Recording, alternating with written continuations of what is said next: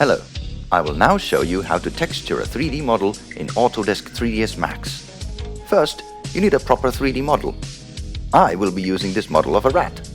It doesn't have a lot of polygons, which is perfect because it will not take too long for us to finish. Very good. Step 1. Unwrapping. To allow us to put a 2D texture on a 3D model, we will have to convert the surfaces of the rat into a 2D space called a texture map. This process is called UV Unwrapping. The U and V letters stand for the two coordinate axes in our texture, the up and down axis and the left and right axis. We use the letters U and V because X, Y and Z are already in use for 3D objects. We will start by adding a UVW Unwrap modifier, and using a smart artificial intelligence-based calculation algorithm, 3ds Max will automatically unwrap the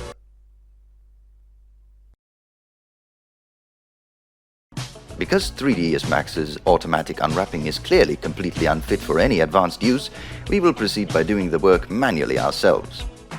We will slice the object into pieces that can be spread out into a 2D space, kind of like origami. The so-called seams should ideally be in places that cannot be too easily seen, though you will have to make some compromises. Step 2. Texturing. Now we can see all the parts of our rat laid out in 2D in front of us. Very good. We can paint our textures over this, but first we must render the 2D view into a PNG file so we can paint over it. I'm going to use Photoshop for this, though any painting program will do. Next, I'm looking up images of rats from Google Images and cutting out parts of these images to fit on my texture. Now that I have all the parts filled with a texture, I can disable the layer with all the parts of the rat and save the image with only those layers visible that I want to include in my texture.